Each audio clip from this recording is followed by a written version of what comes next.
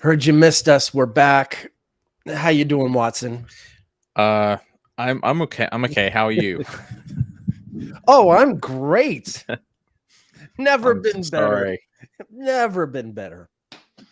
Um, yeah, no, I'm having a really rough week. Um, hopefully it doesn't get any rougher. My Wi-Fi still screwy, so last week we had to cancel the live stream because my Wi-Fi was on the fritz. They came and fixed it, and it's still on the fritz.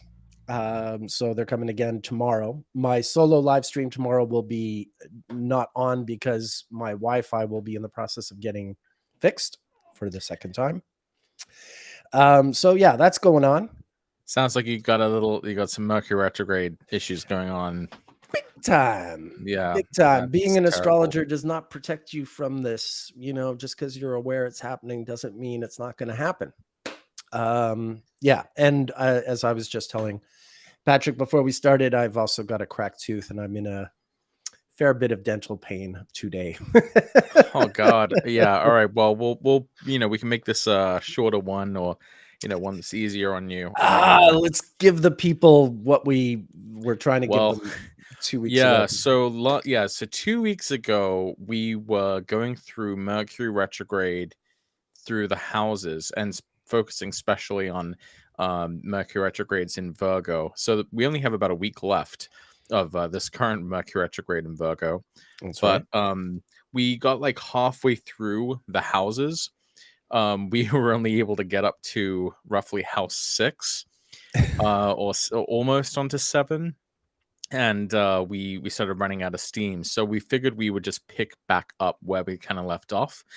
We had briefly touched when we were kind of looking for a 7th house example, because we hadn't actually prepared all of the examples before going live. We briefly touched on the chronology of Gwyneth Paltrow as a potential sort of 7th house example of Mercury going retrograde in the 7th house. So I actually did a little more digging on that, and what came out was actually quite interesting. It turns out it was way more intricate than I first thought.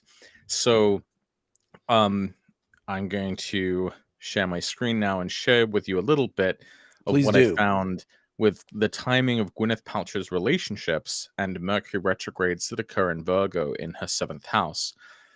Now, if you're a Pisces rising watching this, some of these same things could potentially apply to you. Obviously, there may be some particularities of her chart that might explain some of the more particular timing of things that have happened. But in any case, I will sort of take you through a little bit of what I found with Gwyneth Paltrow's chart. So here's something really interesting that happened. There's a few other things that happened before this, but I thought this is just such a classic Mercury retrograde in Virgo in the 7th house type of incident. So if you didn't know, Gwyneth Paltrow was married to Chris Martin for several years. Before they met, the way they actually came to meet is that Chris Martin made a joke. He's the lead singer of the band Coldplay. He made a joke at a concert on August 7th, 2002, in Philadelphia. He made a joke on stage about Gwyneth Paltrow being his girlfriend. And this was because his girlfriend at the time was supposed to come to that show, but she hadn't. She'd sort of stood him up. And so he said, well, I'm dedicating this to my girlfriend, Gwyneth Paltrow.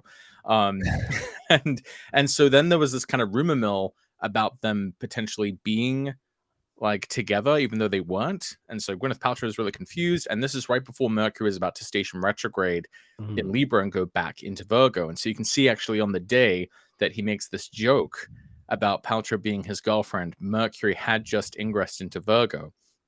Is pretty close to her descendant. So literally her future husband, is like announcing his connection to her at this time. And this is so interesting too, because this is an example of how sometimes transits that happen in your own chart don't always relate to things that are happening in your life. Gwyneth Paltrow was not aware that this was happening at the time that it did, but it's just one of those weird quirks of life, that that the guy she ends up being with kind of almost manifests or predicts his importance in her life, by announcing it through a joke at a concert that they're going to be together. And so within a few months, they do end up being together by about October 2002.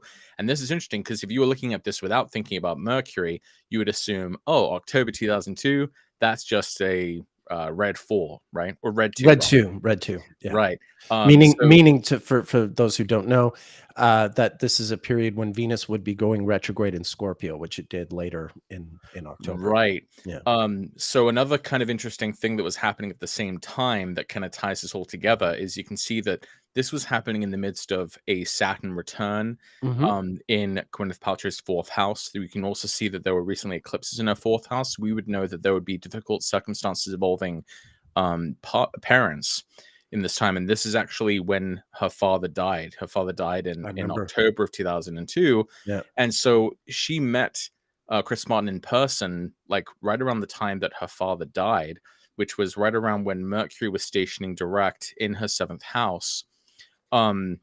So we can see that later in that year of 2002, that Mercury went retrograde in the 8th house of death and then stationed direct in her 7th house. So she literally was dealing with the deathly connotations of the 8th house and dealing with the tragic developments involving her father. But then it kind of weirdly ends with this arrival of a new relationship in her life. And actually, this is where the famous Coldplay song "Fix You" comes from. It's his attempt to sort of give Gwyneth Paltrow like encouragement or console comfort. her. Yeah. So that's kind of what that song comes from. So also very interesting, if I may. In between him, making this announcement during the concert and the death of her father and the relationship beginning, she had a birthday, and she went from 29 years old to 30 years old. In other words, she went from a 6th house perfection year into a 7th house perfection. There you go. You got it. Yeah. So it go. I mean, I don't want to spend the whole time talking about Gwyneth Paltrow's love life, but come on. What else is there to talk about? What could be more important? But but I noticed there were other Mercury retrogrades in Virgo that seemed to be kind of important, sort of signaling these turning points, this changing of the guard almost of like who functions as a partner in her life. So even if you go all the way back to 1997, she had just, first of all, she ends up with Brad Pitt over the course of a Mars retrograde in Virgo, which is kind of a different thing relating to her Mars in Virgo in the Mars retrograde in Libra in 1997 started at 5 Libra, very close to her sun, and then went back to, I think, like 25 Virgo or 20 Virgo, something, or maybe even earlier in Virgo. Right. Yeah, but it started in Libra on her sun. Yeah, so they ended up splitting up in June of 1997. And so we go to June 1997, you can see Mars is back in Virgo at that time. So it kind of began under Mars retrograde in Virgo and then ended, interestingly, with Mars in Virgo. We can also see that she would have recently had eclipses in that time. But what's interesting is while we don't have the exact date of this next event, we know that Mercury and Venus would have gone through her 7th house in the months afterward. And we know that somewhere in this time, somewhere between June 1997 and October 1997, Gwyneth Paltrow ended up at a dinner party hosted by Miramax, where she met Ben Affleck, who was there because the Good Will Hunting film was still about to come out. And so there was a Mercury retrograde in Virgo in the 7th house in the months between the end of her last relationship and the beginning of her new relationship with Ben Affleck. So while I don't know the exact dates pertaining to that dinner meeting or when they started dating, I think it's relevant enough to know that these Mercury retrogrades only happen in the same part of the zodiac every 6 to 7 years. And it just so happens that one of those happened in the precise months where she left one relationship and entered another. So that all happened between June and October of 1997, the switch from Brad Pitt to Ben Affleck. Yeah. So, and then while she was married to Chris Martin, something kind of interesting happens. She is involved in a couple of episodes of the show Glee. And she ends up doing this filming, doing these songs for this TV show Glee, and that happened in September of 2010, and that's where she met her now husband, Brad Falchuk. Now, I'm not saying anything like untoward happened in September 2010, but that was when she was still married to Chris Martin, but met the man that she would later marry after her marriage to Chris Martin ended. And that's also a red too in September of 2010. Yeah, there you go. So it's a Venus return of when she's getting together with Chris Martin. Yeah, no, exactly. And in fact, so 1994, late 1994 was also another red too. And actually the red 2018 Venus retrograde, that was when she married this guy, Brad Falchuk. Oh, good grief. So, she's really locked into the red too. Yeah, she's kind of locked into the red 2 cycle, but we can also see how Mercury also has this kind of assisting role in that Venus cycle as well. This is September 2010 just happened to be the month that Mercury went retrograde in the 7th house. Wow. So, there's a few interesting tidbits there. Very interesting tidbits. I did actually just put her chart up again for a moment. There was one thing I saw. I looked briefly at my Gwyneth Paltrow file while you were talking, and I have a chart. I'm just sort of nitpicking here, but it's interesting. I have a chart for the announcement that a relationship with Brad Pitt was made, and it's June 16th, 1997. Did you have that specific date, or did you just have June of 97? That June. I have this is the day it was announced. This is the day it's announced, and you can see it is the Mars return. Like, perfect. Yeah, perfectly. Okay, so I didn't have the exact date that the breakup was announced. But I must have taken it from like MTV News, like literally back when they, when this was happening. This must be an old. Let's see, what's my source for that one is CNN.com, people.com, exactly, like things that were happening at the time. Wow.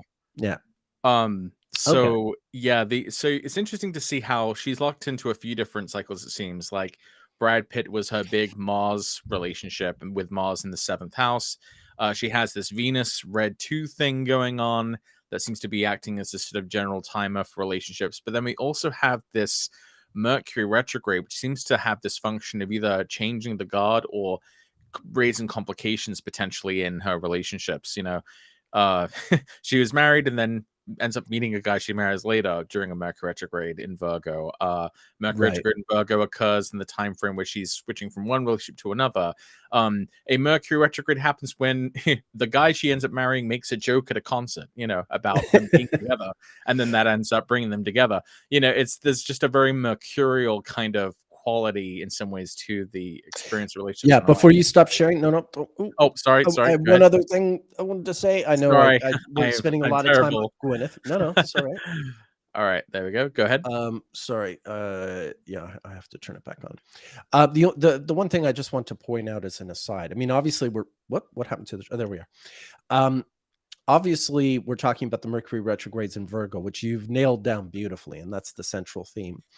But since the red 2 keeps coming up, I just wanted to point out that, she doesn't have any, not only does she not have any planets in Scorpio, she only has one planet in a fixed sign, and it is Venus.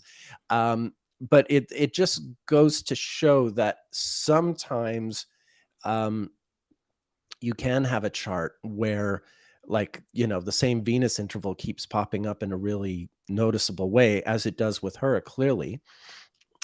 Even though that interval doesn't, is not positioned in a place in the zodiac that has any real relationship to any planets in her chart. But what we do know is every time there is a red 2 year, she will just have entered into an Earth sign perfection year. So in 2002, her birthday, she went into the 7th house. And then in 2010, she would have been in a Taurus perfection year, which does make Venus the Lord of the year and is opposite Scorpio. And then the other one in 2018 would be Capricorn, where she has Jupiter, which is her, her chart ruler in the North Node. So there is something that's another way that we can use the Venus intervals and look at a chart. And, while a lot of the times it really does pop up in these obvious places, like say crossing over the natal ascendant or the natal moon or something like that, sometimes you do that. This is something I've seen enough that you have someone like Gwyneth, where clearly that Venus red 2 interval is always coming up every 8 years in really noticeable way. But you can't really see it in the chart. You wouldn't look at this chart and know offhand. That's the thing. Red twos would be a big deal, right? Yeah. That's the thing. Sometimes, sometimes someone's got like, 10-degree Scorpio rising, saying, every 8 years that red 2 Venus retrograde's been going over their ascendant. And sure enough, you do some investigating and it does turn out to be as central and poignant to the person's life as you would expect. But yeah, Gwyneth does have the kind of chart where you might, if you're not sort of careful, you might overlook that because it's not really presenting itself, and you have to dig into the timeline to find it.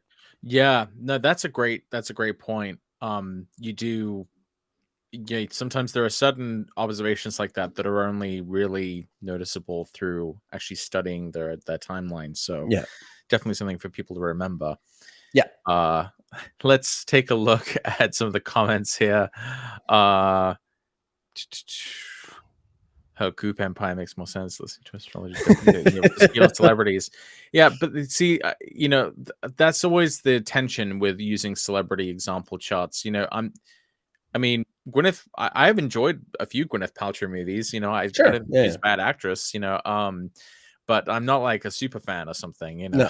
No, we talk about we talk about all kinds of people, and no, I'm not a Gwyneth Paltrow fan, but I'm not a hater either. Sometimes she's in a movie I like, that's fine. I liked Shakespeare in Love. Yeah, it was sort of a guilty pleasure. I liked it. I thought she was nice as Pepper Potts in the Marvel movies. Yeah. But she was very good in those. Yeah. No, it is, anyway, we don't need to. We're not actually here to like, if they're this is good not at gossiping. Yeah, this is not gossiping. We're using the resources that celebrity gossip gives us and using it for our astrological, right. edification or our education. On celebrity gossip to have like a timeline, Exactly. Thank you very much. Yeah, their lives are very well documented, and so that makes them useful to us. But yeah, we're not here to sort of hate on someone or to like stand for anyone. I often talk about people's charts who I literally can't stand, like Nixon or whoever. So anyway. Sure. Did you have a 7th house example you wanted to go over? Do you want to move to the 8th house? Let's move to the 8th. To the 8th. I think your 7th house example was much better than the one I have. Do you have an 8th house one, or shall I? Yeah, I do. Yeah, I do have an 8th house one. Well, I'll show mine, and then we'll go to your 8th house. You show me yours, I'll show you mine. That's what you always tell me, Watson, and then I get left standing there exposed to the elements while you back away. No, I'm just kidding. All right. Anyway, all right, share your screen. Okay. Shut up and share your screen already. Do the astrology. Or I'll give you a second toothache you won't forget. All right. Oh. Okay. So this is actually kind of a gruesome one, but it is the 8th house. This is William S. Burroughs. For those of you who don't know, he's a writer, poet, and sort of media figure. Very influential. He was, in one sense, part of the what they called the beatniks. He was friends with the likes of Allen Ginsberg and Jack Kerouac. In fact, he and Kerouac co-authored a book when they were quite young that I consider to be better than anything either of them ever went on to do. And yeah, he's just sort of a, he's quite the innovator when it comes to using literature and media. He's acted in a few movies. You might have seen him in Gus Van Zant's Drugstore Cowboy, for instance, with Matt Dillon. Anyway, he's this notable figure. You can see he's got one hell of an Aquarius stellium here. He's Aquarius rising. Excuse me, with Jupiter, Uranus, Venus, Sun, and Mercury all in Aquarius. And then a Moon Saturn conjunction in Gemini down at the bottom. Just like Gwyneth.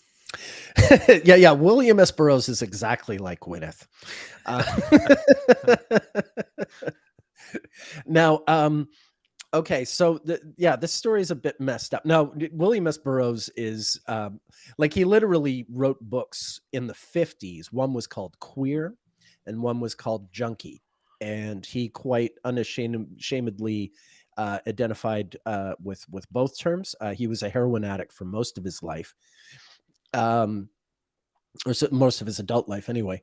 And a very famous, he's like your junkie's junkie. He's even more famous as a junkie than, say, Keith Richards in some ways. Keith Richards kicked it, but William S. Burroughs, I think, went to his grave with it. Anyway, William S. Burroughs was gay, but he did get married to this woman, Joan Vollmer, who he had a very close intellectual bond with, and they were both drug addicts together.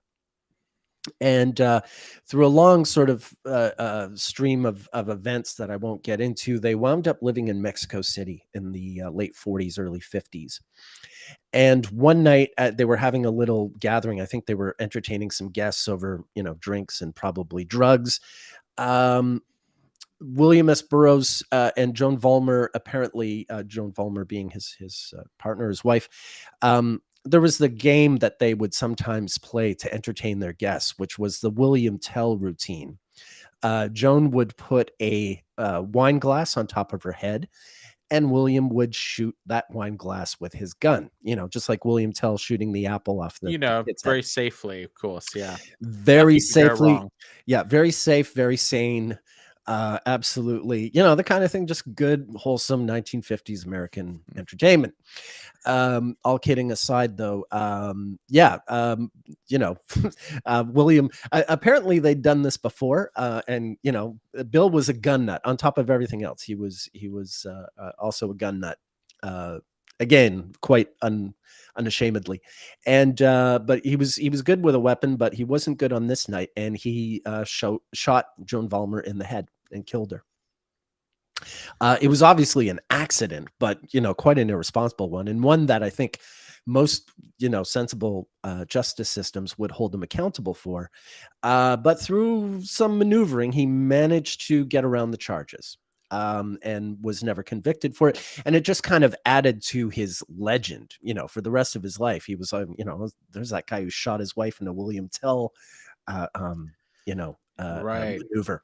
So it's Mercury retrograde in the 8th, deadly mistakes. Yeah. Along with the Venus retrograde and everything else going on there. Yeah. Right, deadly mistake. Venus retrograde in the 8th. Yeah. Wow. That's really interesting. I have a Mercury retrograde in the 8th, which kind of gets at a different notion of the 8th house in terms of hidden things and secret things, which is very interesting, of course, because Mercury is really the planet of giving voice to things and talking about things. So we'll see how that makes some amount of sense here. I'm just going to answer one question before you go on. Oh, yeah. Elsa X is asking about the moon. She says the Moon-Saturn conjunction has come up in a few conversations recently. Would really appreciate any insight into that. What I would say about that conjunction with regard to William Burroughs, he was the heir to a fortune because I think his grandfather developed the adding machine or some kind of technology, 19th century technology. I believe it's an adding machine.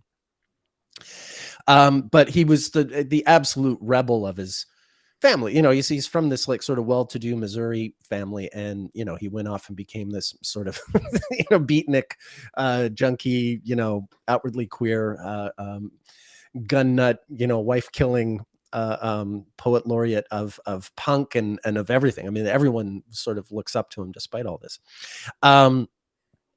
But that Moon Saturn conjunction in Gemini, very interestingly, Uranus was conjunct his natal Moon Saturn conjunction in 1944 when he met Allen Ginsberg and Jack Kerouac, who would go on to be his lifelong sort of compatriots and part of this little authors circle, the beatniks, the beat generation, all that stuff.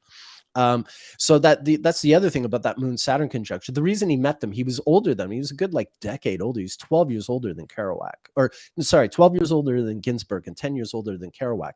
But he met them at Columbia University because he was older. He was already in his 30s, but he was going to school with these guys in their 20s.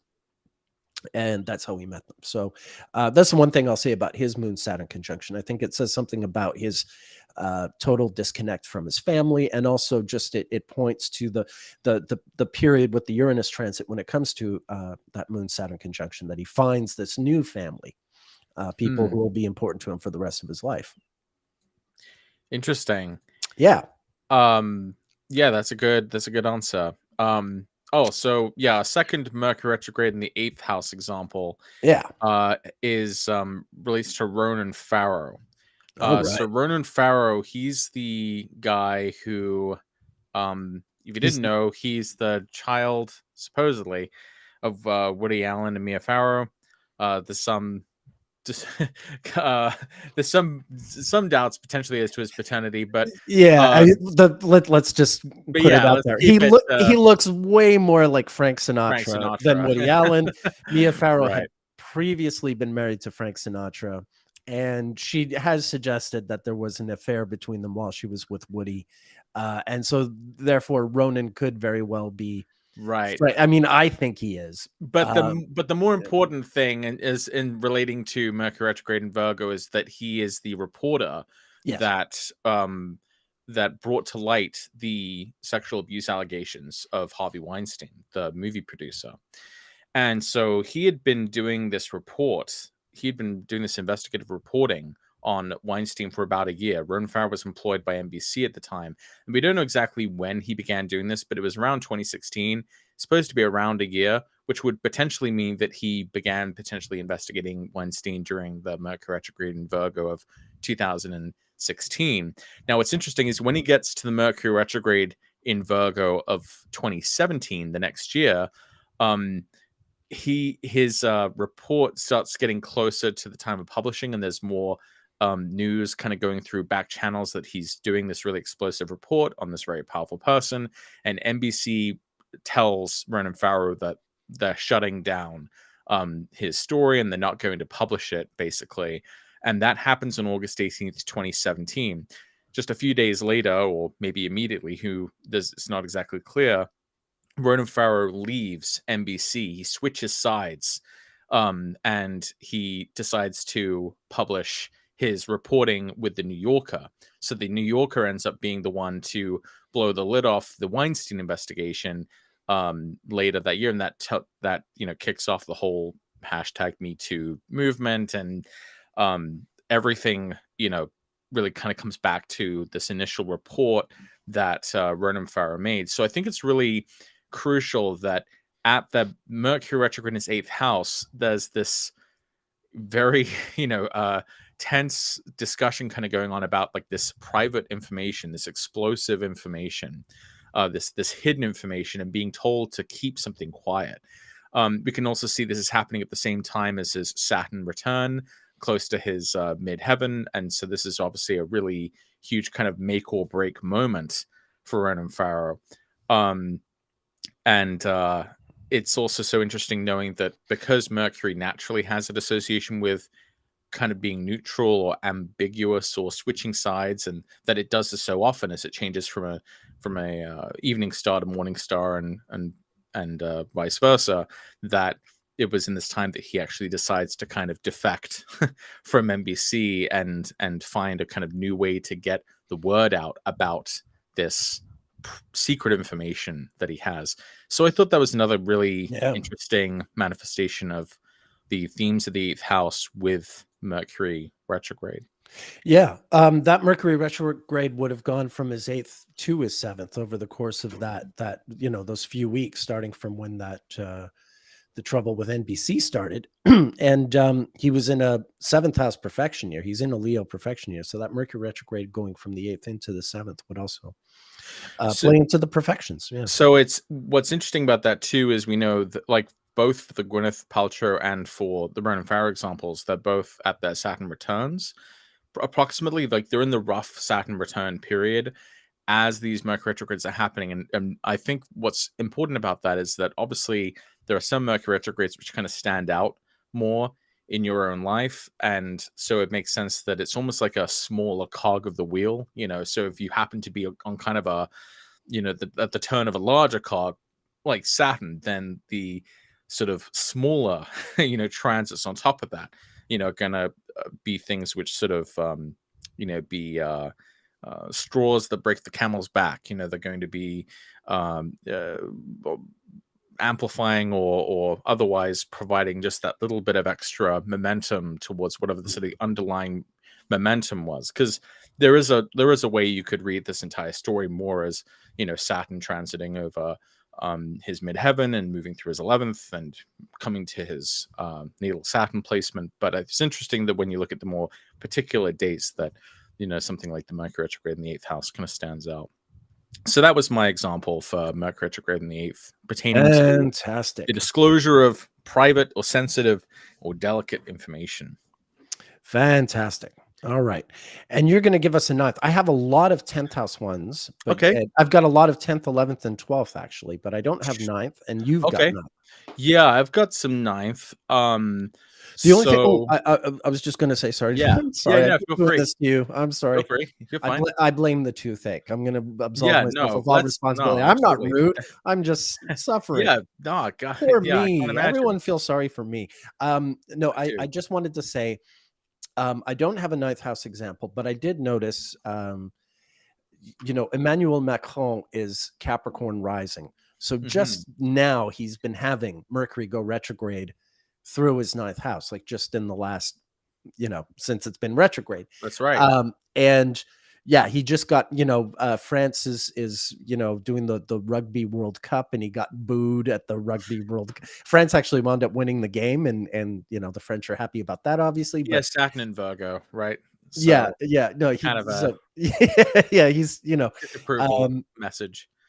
right. And he's doing his whole like sort of, the G20 was just happening. And anyway, if you're interested in a very contemporary example of Mercury retrograde in the ninth, have a look at him. But sorry, now continue. I will shut the F up and Oh, no, let no, you, you're fine. I mean, it's yeah, I had trouble sort of finding a very like straightforward example. I found a bunch of examples of people with Mercury in the ninth in Virgo that made a lot of sense. One of them I thought that was kind of interesting, just off the top of my head, was Monica Bellucci, the French Italian actress. She has Capricorn rising with Mercury and Virgo in the ninth house. And what I thought was so interesting about that is that she this isn't necessarily so remarkable for an actress, but she does speak quite a number of languages, and she's actually kind of made a habit of like traveling to the country and living there to learn the language before she ends up shooting the movie where she's speaking in a different language. Okay. And she also does all of the foreign dubs of her films so that people can hear her performance in different languages. Nice. So I thought that was just a very straightforward Mercury and Virgo in the ninth house, like someone who is versatile with language. Sure. And doing so in kind of an international context, so I thought that was interesting. But in terms of like a Mercury retrograde in the ninth house example, because that Monica Bellucci is more or less just a natal example of Mercury in the ninth.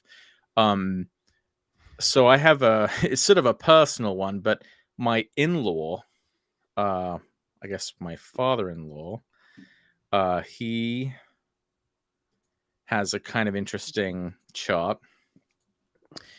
and interestingly, he currently has Mercury retrograde conjoining his natal Mercury right now. And his son-in-law is discussing his chart with a bunch of right, but with a bunch of nerds.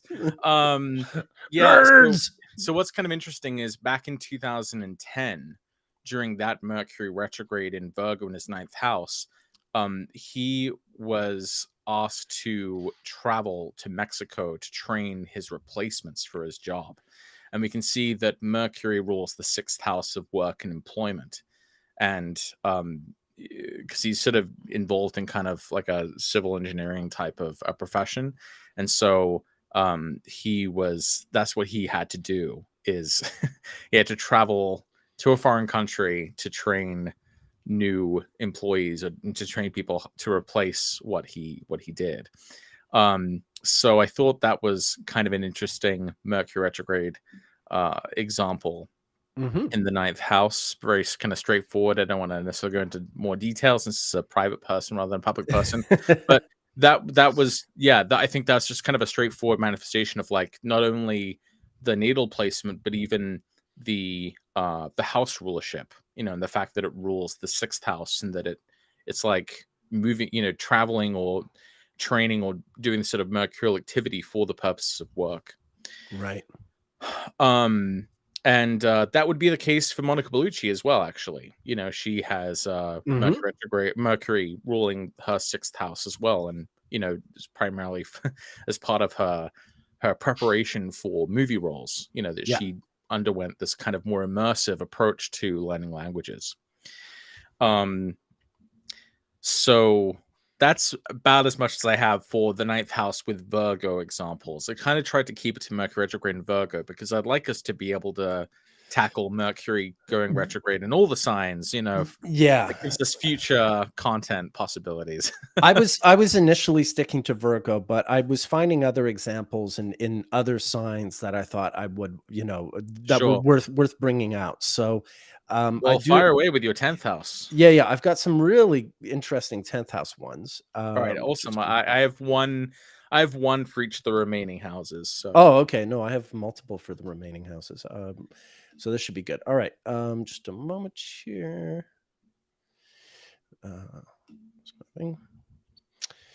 And away we go. Okay. Presidents.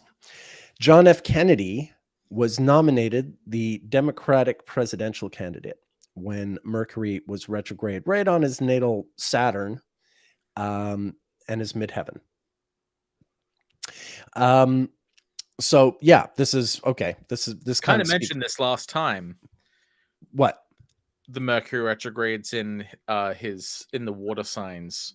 Oh yes, yeah. And the election and the inauguration, and we discussed this in a preview in the first part of the video. I don't know if you want to.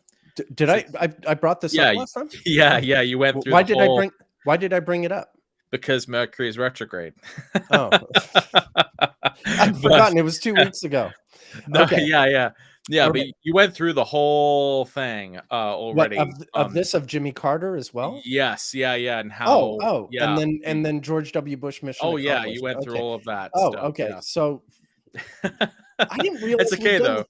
I didn't realize we'd done the 10th house. Oh, okay. No, we didn't do the 10th house. It was because you were making, for anyone who's watching this, you were making the excellent observation that in a given year, Mercury retrograde will always go retrograde roughly in the houses that are trine to each other. Okay, so I did and thus for like a presidential candidate, because of the way that the nominations are spaced from the elections and the inauguration, you can sometimes have a Mercury retrograde each 3 of those events. And for presidential candidates who were nominated or won the elections during Mercury retrogrades, there's something about their tenure that ends up being sort of unstable, inconstant, or not being able to have sort of an enduring, lasting sort of influence or something. And that you related that to Kennedy because, obviously his term was cut short. Right. And for Carter, it was, Wow. one So, time kind of guy. So that's all kind right. of the summary, at least. All right. Well, thank you. Oh, you're you're welcome. That's a brilliant summary. I was obviously clearly really brilliant to come up with it in the first place. No, you're Forget it extremely entirely. brilliant. You're And then forget extremely it entirely. brilliant to come up with that. Well, I I think definitely I thought that think was you're even cool. more brilliant for remembering Oh, that I did it, and me being a total moron. oh, Well, here, oh let no, me. I've got no some other. worries. I've got some other 10th house ones. Okay, yeah, no, that'd be great. I'd love to see those. Again, I'm doing all the gruesome and grim ones, I guess, this week. Maybe that just is par for the course. And I guess I'm doing all the celebrity ones this week. Right. So, Jimi Hendrix, the last 3 weeks of his life were Mercury retrograde in his 10th. And it really was kind of par for the course. So this is him. This is the 31st of August, 1970. This is 18 days before he died. Mercury's just going retrograde in his 10th conjunct Pluto. This is the famous Isle of Wight festival. Everyone performed here. You can get videos of Leonard Cohen, Miles Davis, Joni Mitchell. Certainly Jimi Hendrix's concert here is available pretty widely. The Doors performed here and their video is out. Really sort of big, huge music fest. And it's one of his last shows, but a bunch of things kind of go wrong. If you watch the video, some of it's really good and some of it you can see he's not at his absolute best. One of the things that happens, he's playing a flying V guitar. It's not a guitar that he usually played. He was usually sort of a Stratocaster guy, but for some reason at Isle of Wight, he's playing a flying V. And it kind of reminds me of, if for those of you who've seen the movie Spinal Tap, the parody movie in the 80s, there's a scene in Spinal Tap where Nigel Tufnell, they're playing an Air Force base and he gets radio signals through his pickups, like he's picking up the military air traffic controller. And when Jimi was playing Isle of Wight, he also got something similar to that. His his guitar was picking up some kind of weird radio signals, and that was sort of interference. The other thing was his bass player Billy Cox was dosed with LSD just before he went on stage, and so he had this miserable time trying to cope with playing music while his mind was coming undone, and he wound up leaving the group, which sort of, so Jimmy's last few weeks he's really in turmoil. His bass player winds up quitting. He plays a show, his very last show is a week after the Isle of Wight, so you can see Mercury's gone from it hasn't gone very far in its retrograde.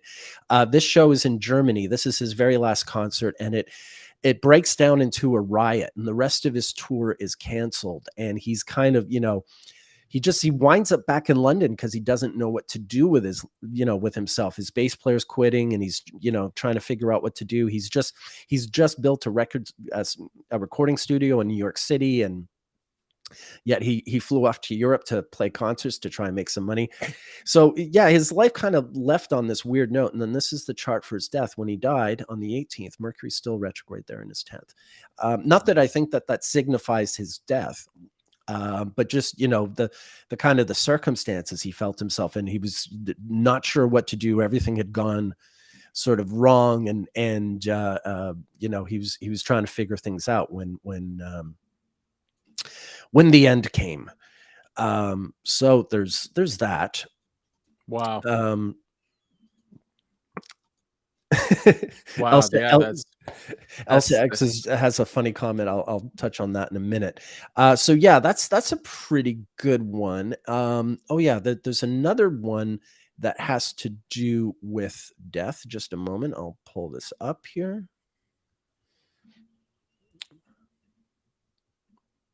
Bear with me, everyone. There it is.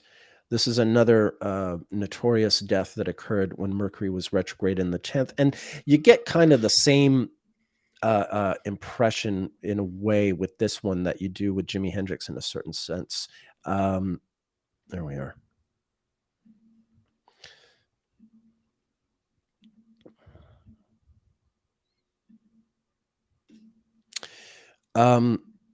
Okay, so it's not Jimi Hendrix, it's Princess Di.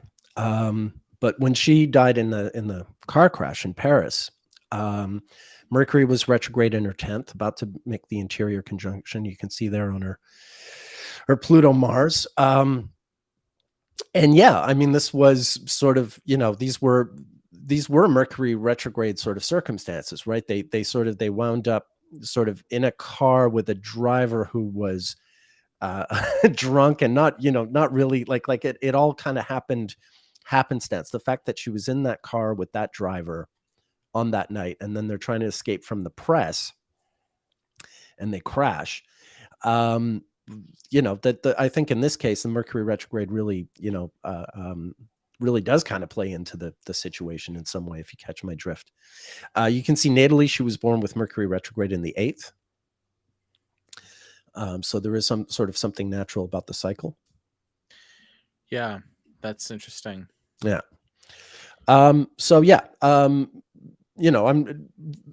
I think a bit more with Di. I mean, my recollection, I don't know everything she was going through at that time. I mean, obviously she had broken up from Charles and she's got this new boyfriend and things got a little sort of crazy. But yeah, there is an element of Mercury retrograde, I think, in that death. That's interesting too, that they were like getting away from the press because of news about the relationship, because it was in September of 2016 that Harry, her son, was getting together with Meghan Markle, and it was like a bit after that Mercury retrograde, I think, but it was like in October, November, like they were basically, that was when they started making these first statements, kind of pushing back against press intervention in their lives. I think Harry is a Capricorn rising, which would have put it he is in his 9th house. So we got another 9th house example potentially. I mean, this is just kind of off my head, so I'm not confident with the dates there, but sometimes you can start making these kind of cross connections, no ephemeris in sight, Sure. Sure. Yeah. So I have a 10th house one I can share, which I think works pretty well, especially in terms of house rulerships as well. So here we go. Entire screen. All right. So my 10th house example is for the chart of Jennifer Lawrence. So we have a timed chart for Jennifer Lawrence, the movie star, another celebrity example, I guess. Mm-hmm. And we can see in her chart that for any Sagittarius rising, Mercury doesn't just rule the midheaven, but it also rules the 7th house of relationships. And sometimes when the ruler of the 7th is in the 10th, like it is in Jennifer Lawrence's chart, one interpretation you could derive from that is someone whose relationships end up being with people who are in positions of authority or bosses. And so something quite interesting is that for about a year, Jennifer Lawrence was in a relationship with the film director, Darren Aronofsky. They met when he cast her in the movie Mother with an exclamation mark. I haven't actually seen this movie, but I know that it finished filming on August 30th, 2016, and they started dating in September 2016. That was the first public sort of public report of them being involved together romantically. And the shoot for the film ended on August 30th, 2016. So it seems that whatever sort of, tension might have been building up during the shoot, it seems that they were able to finally, once the shooting had finished, that they were able to be in relationship together. And we can see August 30th, 2016 was right on the day that Mercury stationed retrograde in Jennifer Lawrence's 10th house.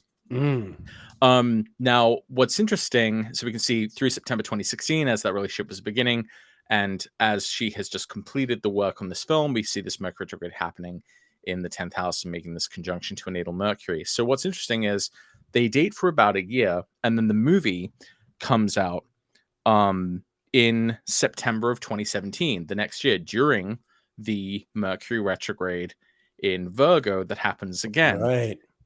Now, what's interesting is the movie, when it came out, was very poorly received.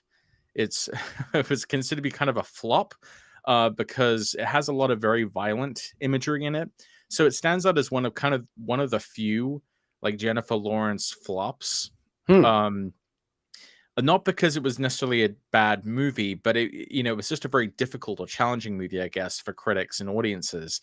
I guess, there's just a lot of sort of shocking imagery in it. And so it didn't really have a good appeal. And I guess because the movie didn't do as well as they'd hoped. I guess this put a lot of stress and pressure on the relationship. I read an article where she basically said that was basically all he wanted to talk about in the aftermath of this movie. They had to keep going to these interviews about him promoting this film, and it wasn't doing well. And so eventually they split up in November 2017, and they kind of cited the pressure of the negative reviews of this movie. But that also would have been right in the middle of the whole Me Too thing, which had her in the middle of everything. Yeah. So there's, so we can see how the Mercury retrograde in Virgo seems to be the kind of central player here in accounting for not only the timing of the beginning of the relationship, but also the central event that ends up causing the decline of the relationship. And it's centered around something that was professional. It's centered around something that was reputational. It involved all of those themes of the 10th house, something which was career oriented, her reputation, and the idea of bosses or authorities. And he was the director of this film, right? Yeah. And the writer. So Mercury.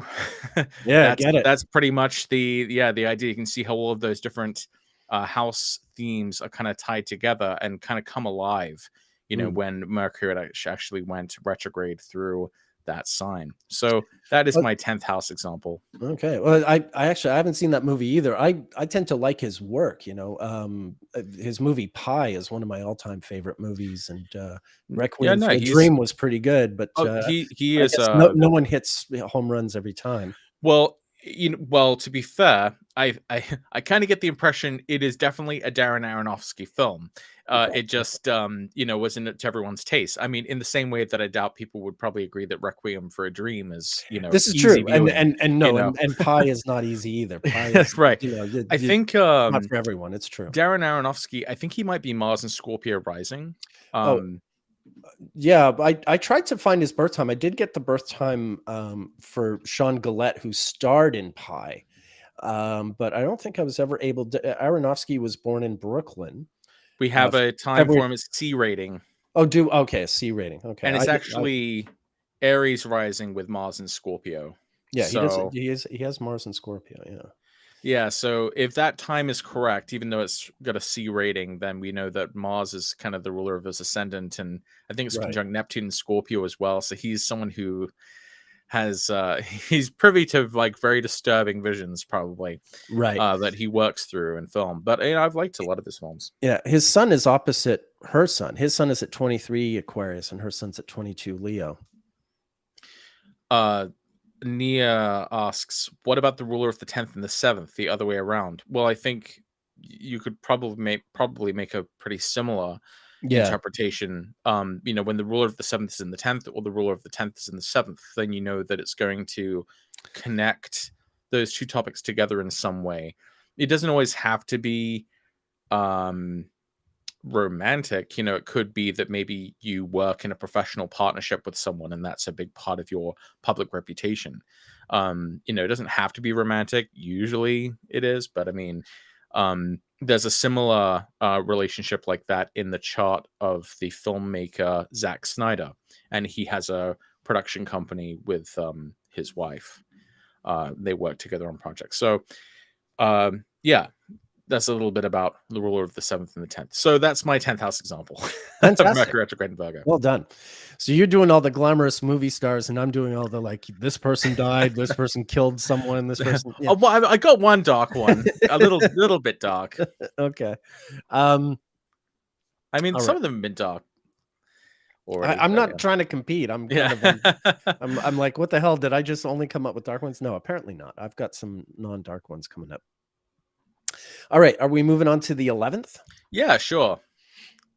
All right.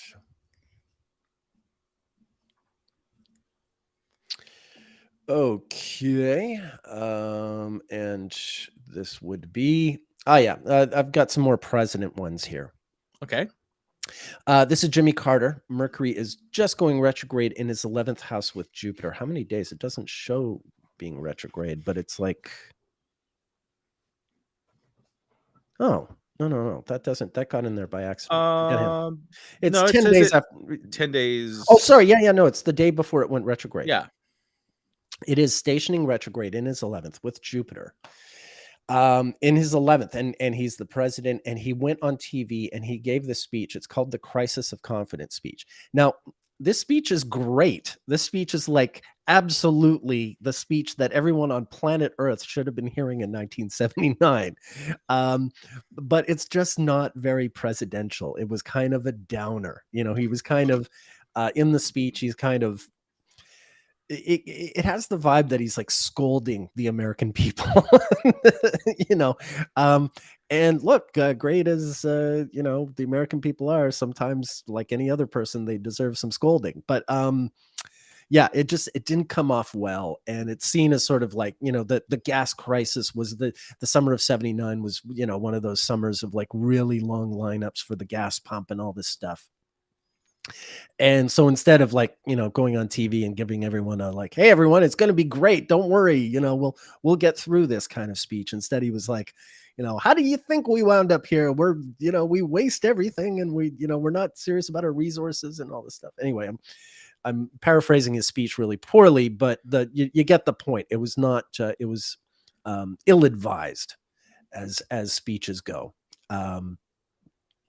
So yeah, so conjunct Jupiter. He wasn't wrong, no, but he wasn't. No, he wasn't wrong, but maybe needed a different rhetorical strategy. It's the kind of speech where like 50 years from now, it could very well be that like the record is that it was the greatest speech in US history and the only one that ever mattered and the only one that any president ever should have given.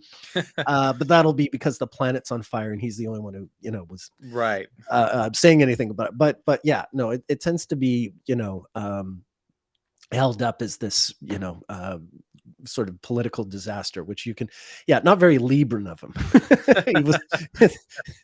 He wasn't really thinking about the big picture in that one. Right. So that's really interesting. Did you have another 11? I think I'll just do, because they're all presidential, so I may as well I'll just do these three presidents and then okay. I'll hand over to you. Sure. This is a famous one. This is Mercury was retrograde in Bill Clinton's 11th house when he had to finally admit that he did in fact have sexual relations with that woman. So yeah, I mean, this kind of speaks for itself. Natally, he has a lot of stuff in the 11th house. This was just before his 52nd birthday, so he's 51. So he's in a Capricorn perfection year. And he does have Saturn in the 11th house. But yeah, this Mercury retrograde, I mean, this is pretty straightforward. He was telling everyone he did not have sexual relations with that woman. And then Mercury goes retrograde and he's like, well, actually, okay. Yes, I did. Yeah. Very, very self-explanatory. So having to go back on something that you've exactly said exactly. And like the crisis of confidence speech, this is, like the 11th house really is like speaking to the American people. The 11th house is your tribe, your clan, your gang, your, what I mean, your peeps.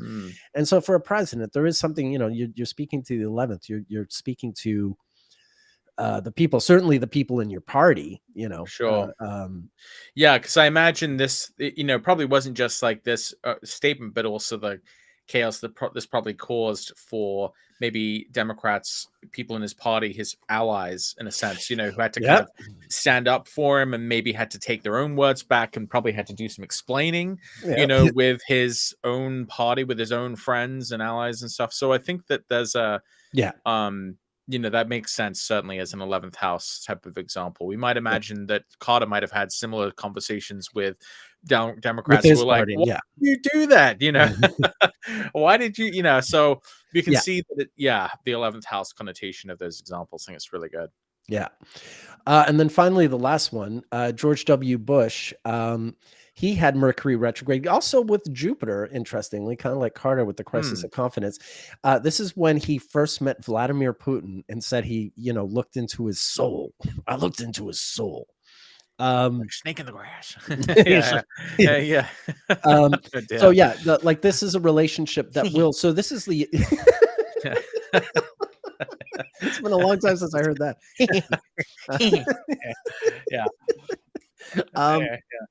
Yeah. Sorry, totally derailed it with my little W. Bush. Sorry, it's been a while since I whipped out my W. Bush impression. Yeah, well, it's been a while since Yeah, anyone did. yeah. Whoops. What am I doing here? It can stay in 2008 where it belongs. Right.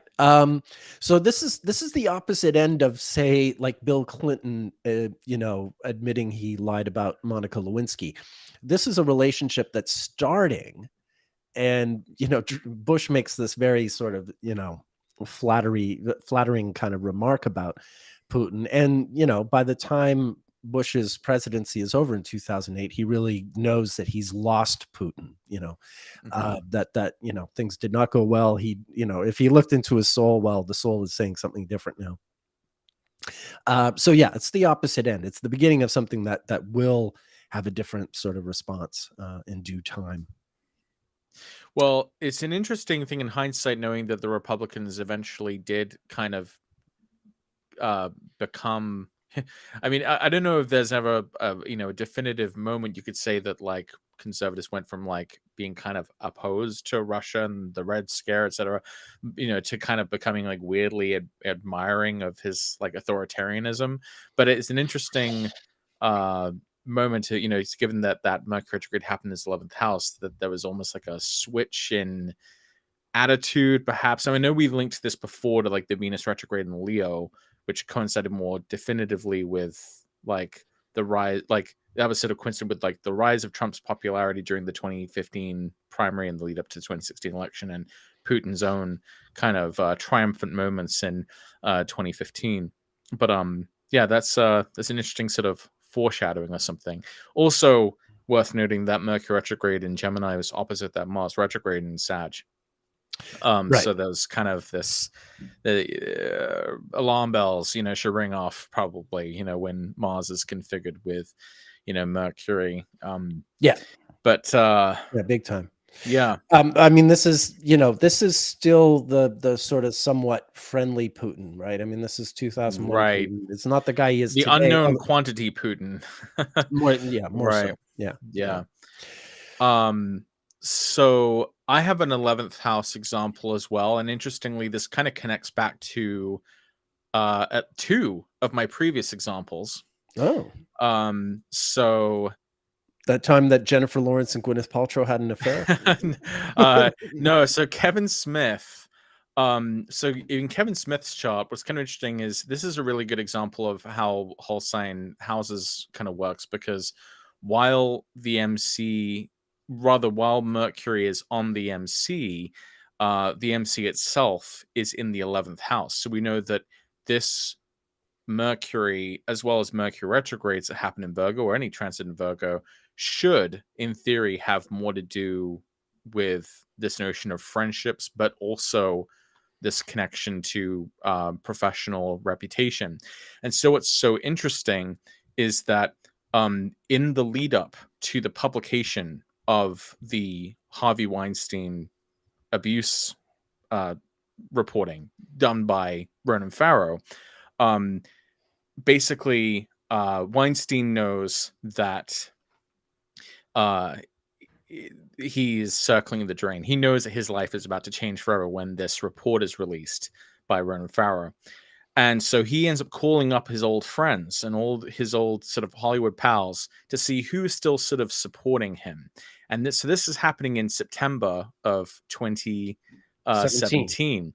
Now, Kevin Smith has, a huge debt really to pay to Harvey Weinstein. Harvey Weinstein made Kevin Smith. Harvey Weinstein was like, Kevin Smith, Quentin Tarantino. There's a long list of people. Yeah. Kevin Smith. I mean, Kevin Smith before, back obviously before the scandal broke and everything, he described Weinstein in the highest terms of praise, right? He said, he's my father practically, and how much he supported my work. And so in September of 2018, they'd already been kind of on the outs when Saturn went through Virgo in 2008, because the movie Zack and Miri Make a Porno didn't work out so well.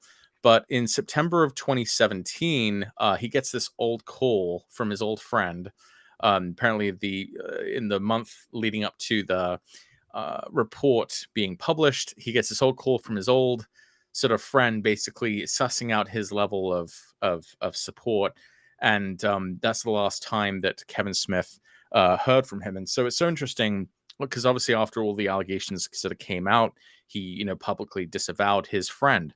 Yeah. Harvey Weinstein. And, he's even said before, there's a quote from Kevin Smith from a podcast. He said, "My entire career is tied up with the man. No fucking movie is worth all this." And so it's so interesting because you can see how the topics of the 11th and the 10th are kind of tied together. His reputation centered on and surrounded a powerful figure working on his behalf, which we can see in this chart that's represented both of those things by Mercury.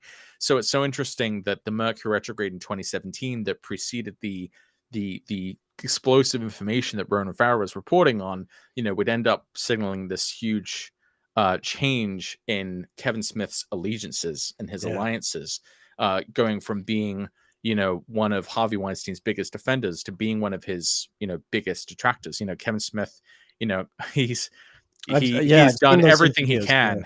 I've seen to walk it back. To walk it back. Yeah. He gives like $2,000 a month now to the Women in Film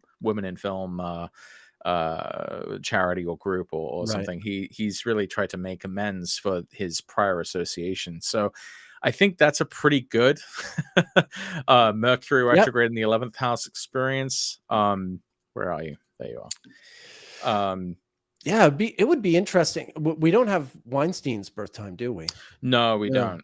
No. Yeah, that it's your Weinsteins, your Epsteins. I mean, that's the thing is, you don't have to like them. There's a lot of astrology to learn in there if we could just get their charts. So, right. Yeah. No, it's so interesting. After I was sort of looking at this, I realized like, wow, it would be so weird to see.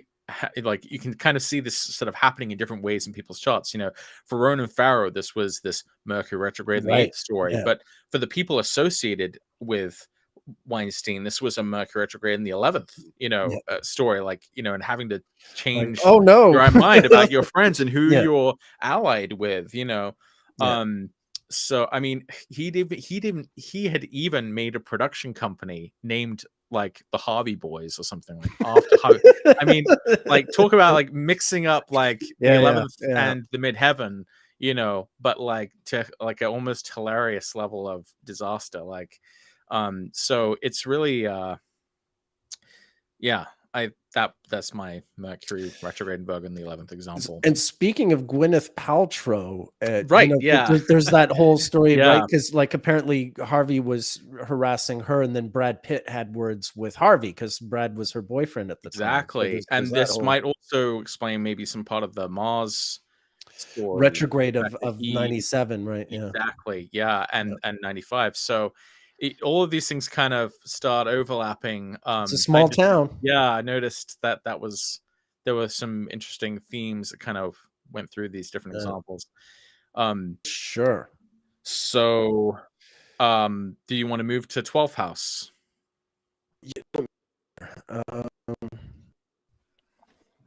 11th house. You're all done with your 11th house? Yep. Yeah, that was my 11th house example. Okay. So, all right, do you want to do 12th house first? Yeah, I can do a 12th house example. Yeah. So this one kind of connects to Jennifer Lawrence in an interesting way, but I'll show you how it works. So, whoops. Okay. You can see my messy. I'm trying to share the screen. Oh, there we are. Whoops, I had it. There we are. Okay. Do you see me? Yeah, I see it. Okay. So this is the chart of Kate Upton. She is like a model. Very widely admired model. And so what happened to her is in 2014, she and Jennifer Lawrence and others were the victims of this phone hacking scandal where they got nude pictures from these phones. Actually, this is harkening back to a previous example from the previous video we made. with our first house example, that someone being a victim of a hacking scandal. Right. So what's interesting about this is on the day that the hacker of her phone pleads guilty, we can see that this was on September 20th, 2016. So Mercury had like just stationed direct a few days before, and this happened in her 12th house. And so essentially her enemy, this Mhm. hacker, was announcing himself and admitting, that this is what he had done. Now, as for the transit of the actual hack itself, I don't know if this was necessarily a 12th house event, but I thought it was interesting in light of some of the other examples we've looked at where um, famous young women have like creepy dudes coming after them and have like 12th house transits. It's because Yeah. it's Yeah. a pretty obvious manifestation of the 12th house topic of enemies or adversaries. So I also thought it was quite interesting too, because in her chart, Kate has Jupiter in the 12th house, which would seem to maybe suggest like things working out well relative to these figures. So this guy, he ends up ultimately like pleading guilty and just facing justice. So I thought that was kind of an interesting example potentially of a 12th house Mercury retrograde, that the legal process of arraigning and getting this guy to face the music, who had done this, who to Kate Upton, was clearly like an enemy. Yeah. It's an interesting manifestation of that type of transit. It's also interesting to note that for Jennifer Lawrence, this he was also responsible for the hack into her information, but obviously that happened. That Mercury retrograde had a very different meaning for Jennifer Lawrence, because we looked at this exact same retrograde, and this is when she was basically in the aftermath of having completed the shoot for Mother, and as she was beginning this Right. relationship with Darren Aronofsky. So you can see it's it's complicated. Not all transits. It's interesting what astrology tells us is important, about what's going on in someone's life. Because you could have used that transit to make this sort of, you could have made an interpretation of that transit for Kate Upton that would have made sense within the context of this hacking scandal. But for Jennifer Lawrence, that's not how that sort of appeared. Right. And I guess Kate Upton was like the main person who was sort of affected by that. But Was this the case that also involved Scarlett Johansson? I remember that happened to her too. maybe it was the 2014 hacking event. Okay, I wasn't keeping a scorecard at the time, so I wouldn't know if that was the. But I remember the exact same thing did happen to Scarlett Johansson. Although I Right. imagine it's not like they're the only ones that this has happened to. This is something. Yeah, there's a lot of them. that came out. So it happened August 31st, 2014. That was when a collection of like hundreds of private pictures of various celebrities came out, and so people Okay, who were affected by that included Jennifer Lawrence, Kate Upton, and but not Scarlett Johansson. That was another time. Scarlett. Maybe maybe that was a different one. I mean, it's terrible that there's so many, right? I know. Which It's one? Like, yeah. yeah. Kirsten Dunst was affected Okay. by this one. All right. So yeah, I mean, there's probably a whole other sort of astrological story, with that development. But For sure. uh, All right. yeah. So that's Good my one. 12th house example. Yeah, your enemy, gives up and declares themselves, announces Okay. themselves guilty of their crime.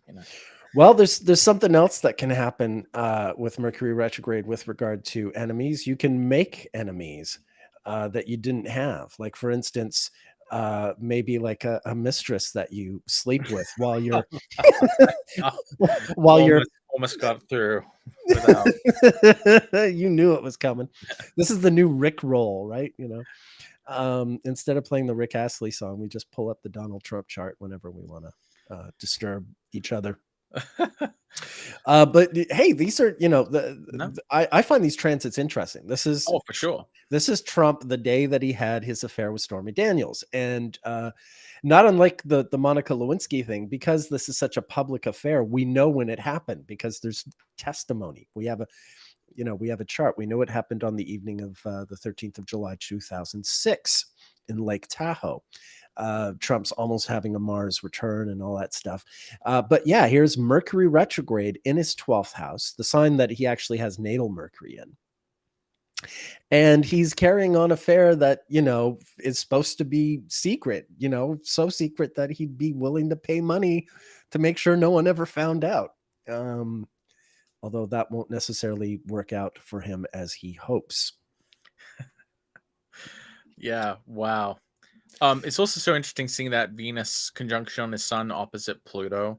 It's like someone who is dealing with this idea of like forbidden fruit or forbidden desires or something like that. Right. Just unable to resist kind of this allure of the thing that you want, so irresistible. Right. Well, and the sun was even coming onto his Venus at the same time as well, so it's like a double Venus event. But right. Less thought about Trump having a Venus experience, the better. Well, this is about as romantic as the guy's life. Yeah, right. You know what I mean? Like, this really right. is.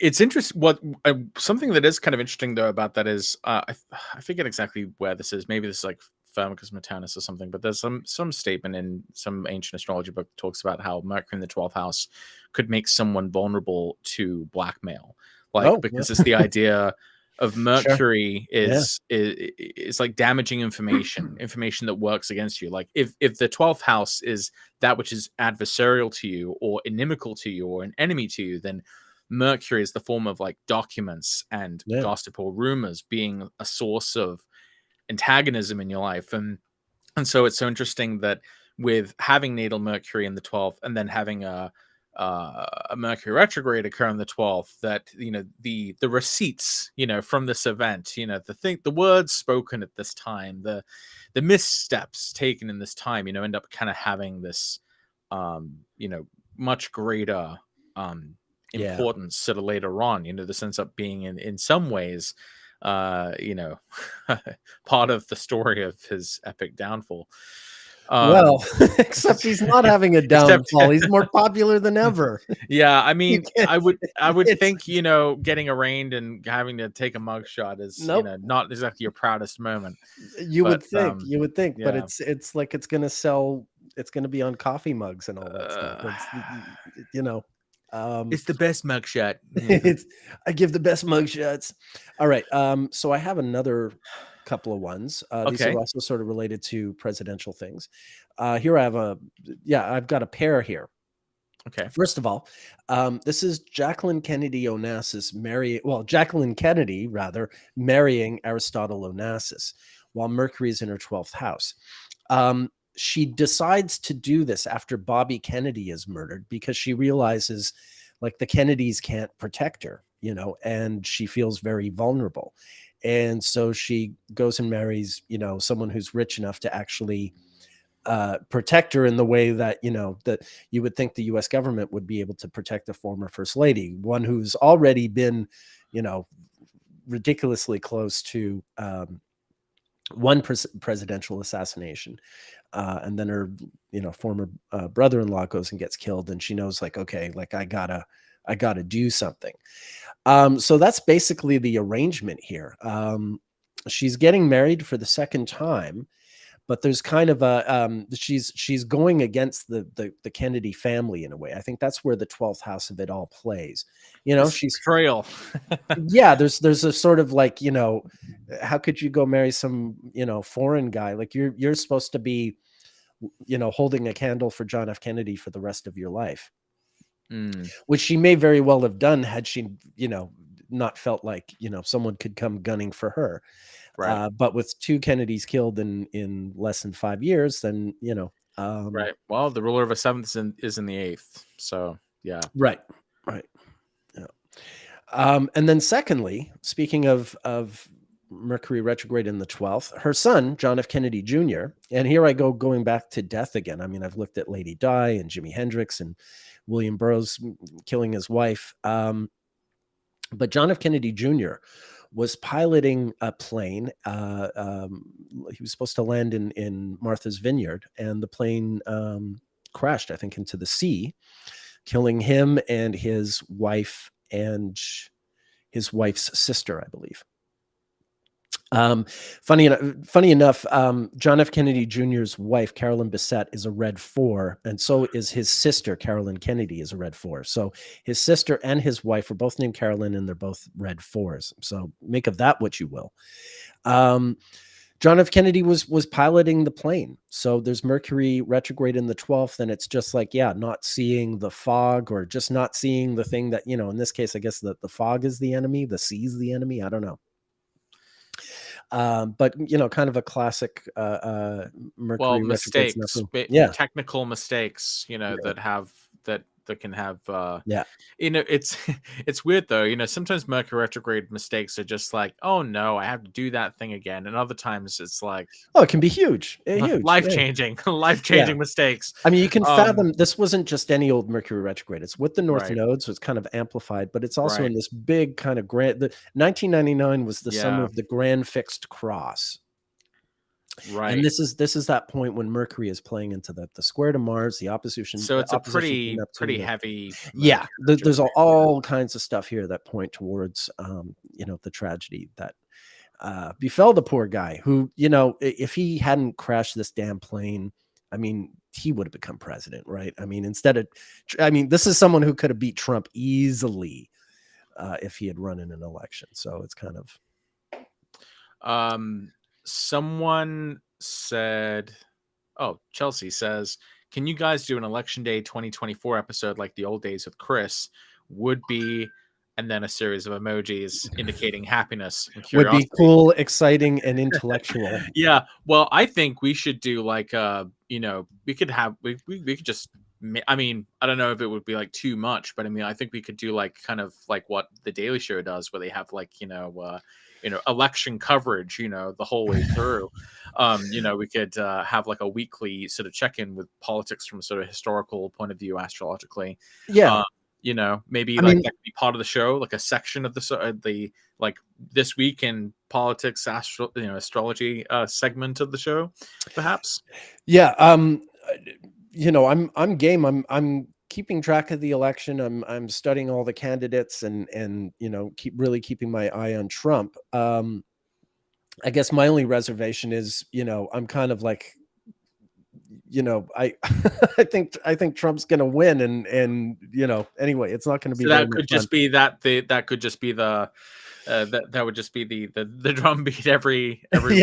I mean, it would still be interesting to just at least, you know, see what happens. Maybe make some predictions for the week ahead and see how they turn out. I think Chelsea likes that idea. Yeah. No, I'm keen to. Yes. Like when Harry met Sally. Yes. Well, I'll have what she's having. Yeah, I'll have what. I just ate a Katz's delicatessen a year ago. New York City on Houston. Sarah Victoria is just pointing out Hendrix's death may not have been self-induced. Some incredible evidence that seemed made to seem so. He just told his bad hombre manager he was leaving. Managers may have made more money on a dead Jimi. That's absolutely true. And I think I've even said as much on this podcast. Or live stream or whatever we're calling this thing. Jimi Hendrix's manager was a badass gangster. Not Chas Chandler, the guy who actually signed him to the contract, but Chandler's partner, Mike something. I forget the dude's name, but he was definitely Jimmy's contract with him was about to run out. The guy was definitely like trouble, like easily the kind of guy who would, you know, kill someone to make some money. He died in a plane crash in March of 73. What's his name? Mike Jeffries. That's his name. Or Mike Jeffrey or Mike Jeffries. He died in a plane crash in 1973. So it's one of those things we don't, you know, that'll just sort of, you know, never resolve itself. But one of the things is when they found Jimi, you know, Jimi apparently died from drowning. with red wine. It was really hard to, lots of people can drink themselves to death, but you can't really drown yourself with alcohol, if you know what I mean. Like his lungs were literally filled with red wine. So the theory is that, some goons, burst into the apartment he was in, and one guy held his mouth open, and the other guy just poured wine down Jimmy's throat until he drowned. Yeah, I know. I'm sorry to upset you. There's really, I've heard the story. It's just, there's very few human beings I love more than Jimi Hendrix. Yeah, so I don't really like to Yeah, tell no, the story, and it always makes me, it always upsets me to think about it, let alone talk about it. But that is, we could have had like 30, 40, 50 more years of Jimi Hendrix. He had so much to offer. He had so much to offer. It kills me. He was just his last year of life. I mean, despite what I was showing you with that Mercury retrograde in those last weeks, that last year of life, he recorded so much music that, just keeps coming out, and it's all great. It just keeps, he had so much to offer, and it's really heartbreaking. Liz says, I think 2024, rather than being the year that Trump gets elected, is going to be with Nick learn something more about Uranus. Liz, I hope you're right. I think the astrology community is ready for me to ready to have some schadenfreude to see me be wrong about Trump and humbled and kind of humiliated as an astrologer. And I just want to say, I hope so. I hope I have to beg all of your forgiveness for getting you all worked up for nothing when we get to November next year. I mean, I don't think you're wrong in the sense that, it's not like nothing will happen. I mean, I still maintain that, I think Trump's ultimate destiny is to become kind of like the new Jefferson Davis. He'll become the new leader of this insurrectionist faction of the United States. And now how far that goes, how, whether we end up being a disunited states, with Trumplandia over here and Sanelandia over there, that's sort of, I guess, TBD, but I don't think you're entirely wrong. He might not end up being president of the United States. He might end up being president of, this is true. And I have admitted as much that, if I'm wrong about him becoming president, that, Jefferson Davis was a Gemini who had Uranus on his sun when he was president of the Confederacy, and it could play out that way as well. My bottom line is just, Trump's chart just screams USA to me. It's star-spangled. It's a star-spangled chart. And I don't mean this in praise or anything like that. I'm not trying to push anyone's buttons one way or the other, whether they, love the Star Spangles or hate them or whatever. But just, that's what I think. And I hope I'm wrong. Unless he dies, or is distinctly not running in the election, there are some moves to use one of those, use a constitutional amendment to stop him from running because he tried to start an insurrection, and that's supposed to disqualify him. So maybe that happens, and at which case I'll have to, bow to the, bow to everyone and admit my folly. I don't think, like I said, I mean, I don't think you're wrong. I just don't know that you're wrong in the way you think you'll be wrong. I get it. I think you may be right in a way you don't think that you're right. I mean, part of the problem with prediction is that you have to have an imagination. I think 2016 sort of showed me the limits of my own imagination. I don't think many people could even imagine that something like Trump could happen, and it only did happen due to kind of the fluke of this particular system that exists, with popular vote versus electoral college. He should have lost, so. But but because America's America, because of this particular way that it happened. So I think that prediction is really hard, because not only do you have to kind of trust what you see astrologically, but then you also have to be kind of open to the possibility that of things that you don't understand the context for. I remember back on MySpace, everyone was really kind of freaking out at that point about the Uranus-Pluto square that was going to happen between Uranus in Aries versus Pluto in Capricorn. And I remember people saying, like, I don't even understand how the astrological significations of that could come about. How could we really have sort of like global protest movements sort of happening in this? And it didn't seem like it at the time. It just didn't seem as very possible. But then we actually lived through it, and it's like, oh, that was Arab Spring. Oh, that was Occupy Wall Street. Oh, that was all of the different things that happened at the time. That was, WikiLeaks and all of these, really where the institutions were kind of rattled, by this Uranian force. And so it's sometimes you just have to trust what astrology kind of indicates, even if you don't have the exact context for being able to say specifically how something will fall out, and if you kind of understand the dynamics at play in a given future alignment. Sure. Yeah. Oh, Kelsey has a good question. She has a good question. Do you guys think ZR helps or complicates this? Well, that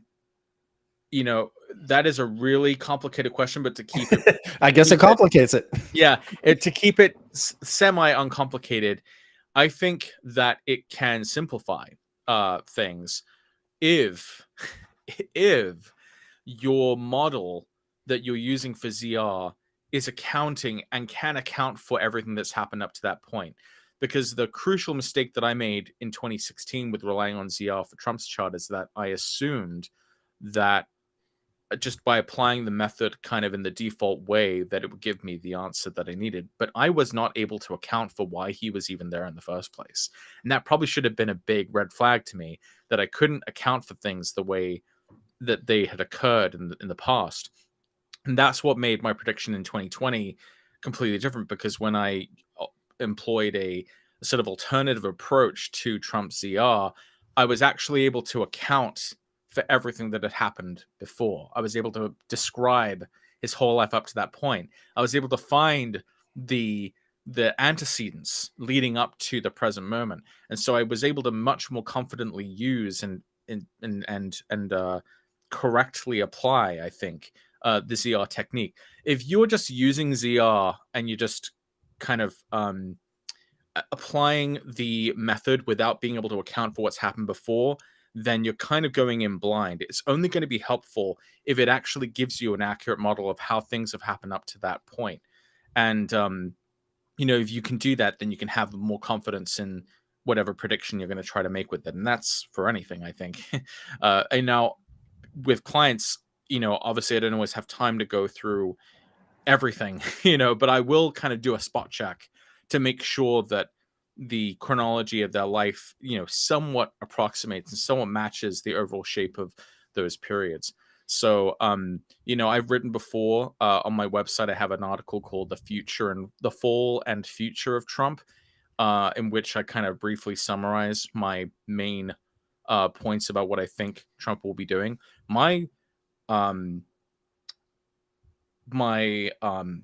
prediction about Trump not running in the 2020 election was obviously not correct, but it will be interesting to see if somehow, if they do preclude him from running, if he's actually stopped from running due to an invocation of the 14th Amendment, then he might literally not be able to run. The biggest thing that I was able to project going forward about Trump, based on my work with his ZR, is that the period in which he ran for president as an independent for the 2012 election is what we're heading towards. We're heading towards a larger version of that development at the end of 2012 when he tried to run again. Because in the 2012 election, remember, he started the whole birther thing, and was effectively running for president in early 2011, but then he was kind of humiliated by the Osama bin Laden assassination and the release of Obama's birth certificate. And he was kind and Obama roasting him. and him getting the roasting of his life at that White House Correspondents' Dinner in 2011, which is still just amazing. But and Seth Meyers as well. Seth Meyers did a great takedown of him as well.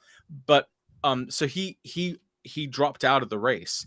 And that event actually is what corresponds to his 2020 loss. But if you follow the same logic, then we know that later on in 2011, he decided to run again. In fact, he switched his parties. He switched parties at a loosing of the bond and that loosening of the bond corresponds to events that occur before the next election, which is why I said, I don't know that he runs in 2024, but he definitely looks like he's running in 2028.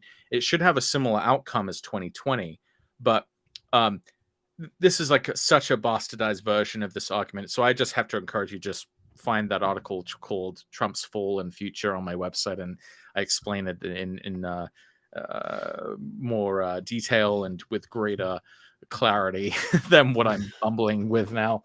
So it makes it is kind of complicated, but it can be simplifying if you can account for everything that's come up to this point. So that's what I'd have to say on that. Yeah. Have I looked at Kamala Harris's? Yes, I have. Yes, I have. I looked at Kamala Harris's a little bit on the Basement Astrologers podcast with Kip. But I haven't published anything yet on Kamala Harris's chart on her ZR specifically, but I did comment on it in that podcast with Kip on the Basement Astrologers podcast. Yeah. Bliss to be is asking, what does Trump's progressed lunation phase look like? And I'll just show you quickly. His progressed moon has just been with Jupiter. It's just separating from Jupiter now. They're in his third house.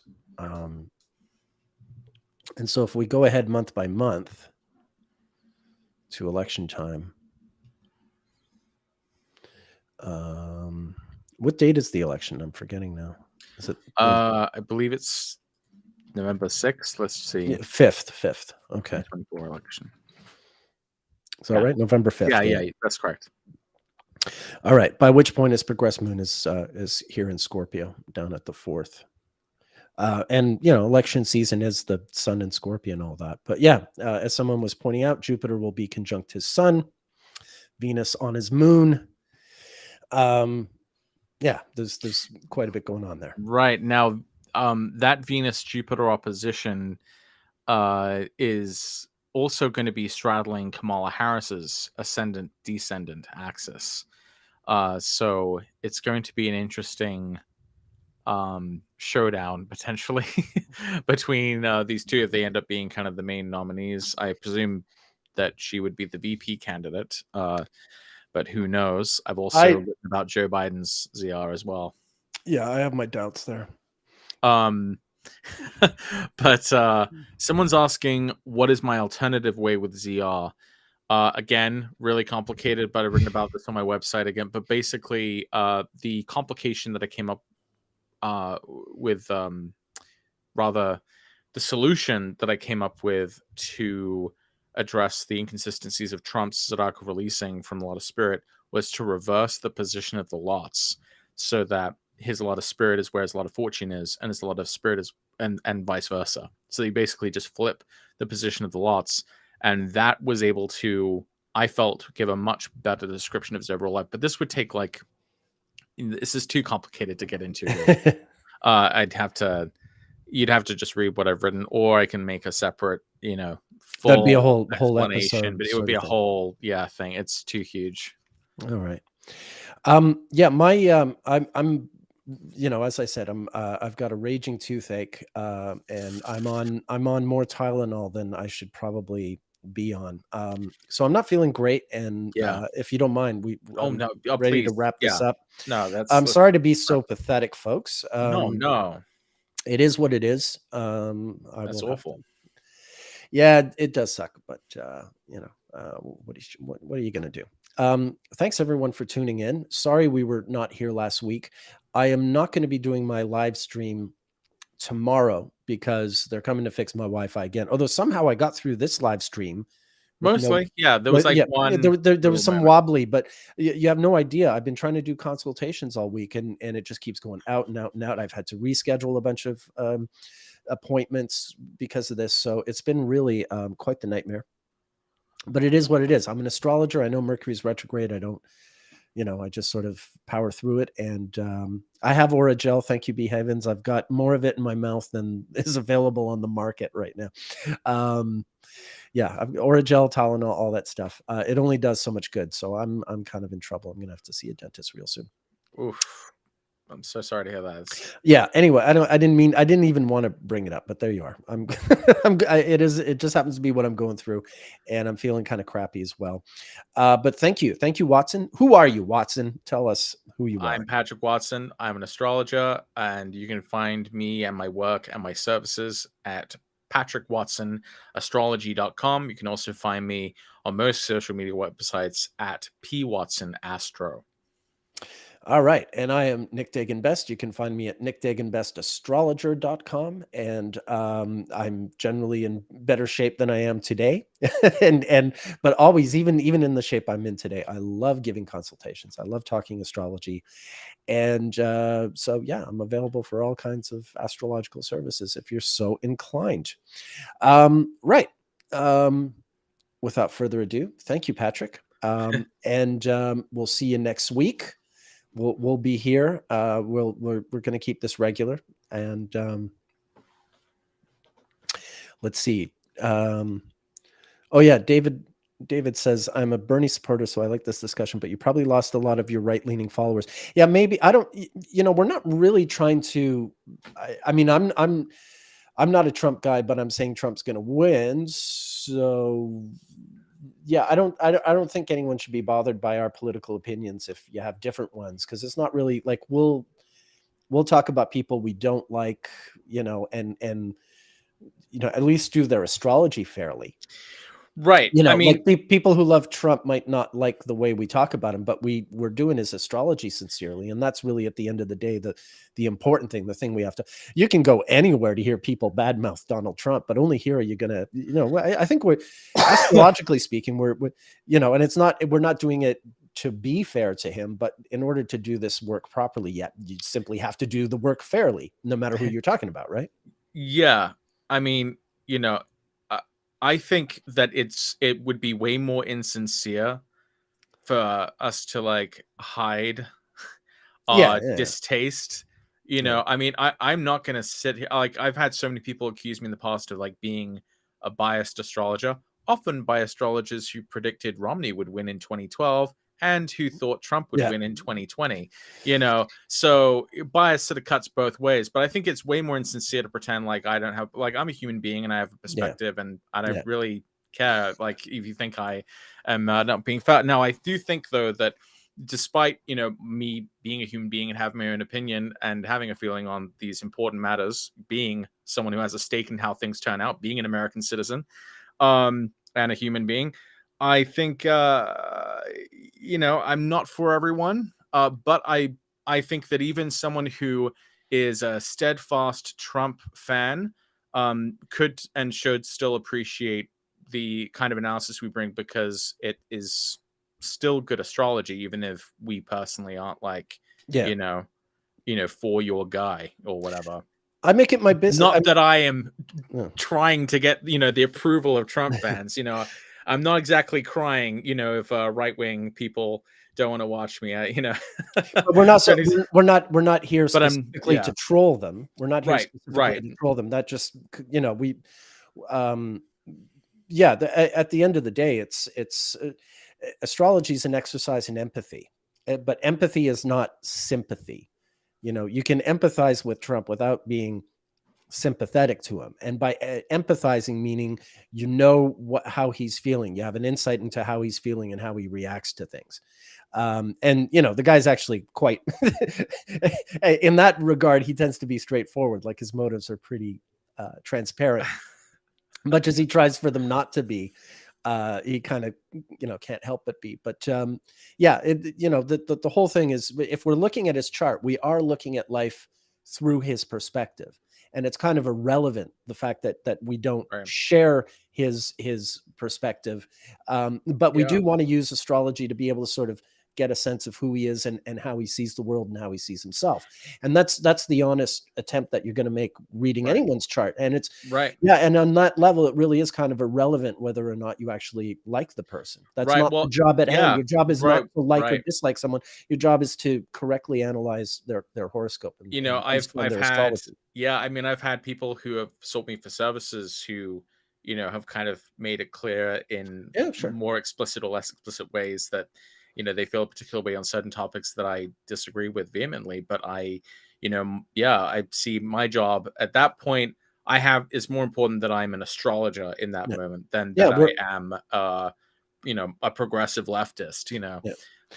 We're guns for hire. We're guns for hire. And so having said that, though, I do reserve the right to refuse service, on certain basis. Obviously not for like protected categories, but I'm not a gun for hire for the Trump campaign. Let's put it that way. No, not in that regard. But I just mean like if you have individuals like you're talking about, certainly, yeah. I've read for individuals who I have very very different values from, but I'm their gun for hire for that hour, and I'll still help them, in their day-to-day life use astrology. Sure. All right. Well, thank you, everyone. Thank you so much for turning up. Sorry we weren't here next week. We will be here next week. Sorry we weren't here last week. We will be here next week. I won't be here tomorrow, but next Monday I am going to have Sam back on my solo live stream to wrap up our conversation, our ongoing conversation that we've been holding all summer. And of course, next Sunday, Watson and I will be back here to who knows what. That's the thing. We rarely have a plan, but we'll come to something. All right. Take care of yourself, Nick. All right. Thank you, Patrick. Thank you, everyone. And we'll see you all next week. Ciao.